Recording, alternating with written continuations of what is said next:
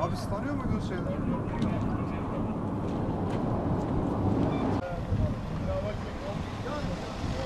Kaldır arabayı.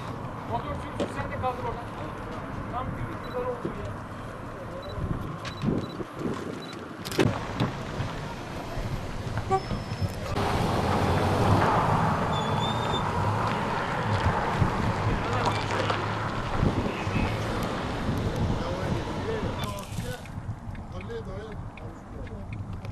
Saman boşaltmaya gitmiş, soldan dönüş yapacak. Arkadan arabayı fark etmemiş, arkadan minibüs gelmiş çarpmış öyle olmuş. Minibüs ona çarpmış. He, minibüs çarpmış ya. Yalnız herhalde hatta traktörün. Yol hakkı işgal etmiş herhalde. Tarladan saman getiriyordu.